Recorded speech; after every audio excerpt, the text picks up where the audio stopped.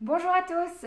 Alors aujourd'hui, on va parler des protéines d'origine animale et des différents régimes alimentaires qui excluent en partie ou en totalité les protéines d'origine animale. Parce qu'en fait, aujourd'hui, il y a de plus en plus de personnes qui excluent ces protéines d'origine animale, soit partiellement, soit en totalité.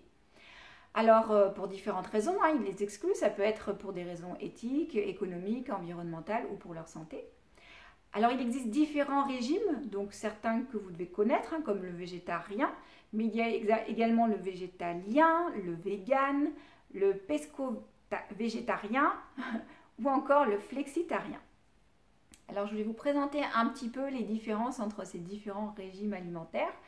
Alors, on a le végétarien qui exclut les viandes, poissons et fruits de mer.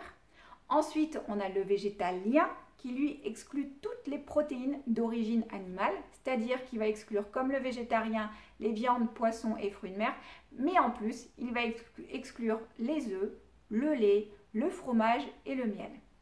Ensuite, on a le vegan.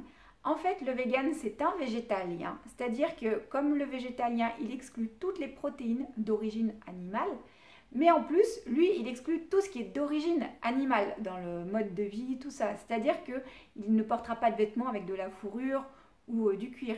En fait, lui, il exclut tout ce qui exploite l'animal. Après, on a le pesco-végétarien ou pescétarien qui, lui, exclut uniquement les viandes. Tout le reste, il le consomme. Et ensuite, on a le flexitarien qui, lui, est un végétarien mais pas complètement végétarien. C'est-à-dire qu'il exclut les viandes, poissons et fruits de mer, mais de temps en temps, ça lui arrive d'en consommer. Voilà, il n'est pas hyper rigide.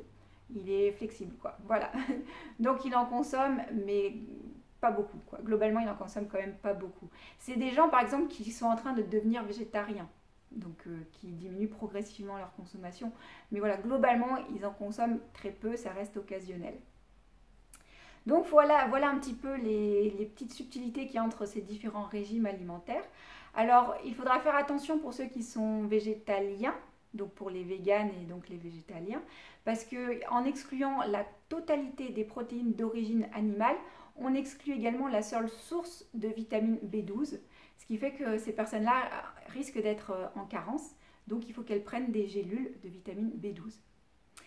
Alors, si vous avez des questions ou des commentaires, n'hésitez pas à les mettre sous la vidéo, je me ferai un plaisir de vous répondre.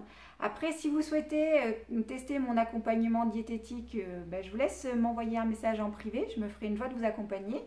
Et puis, partagez, likez et surtout, prenez soin de vous.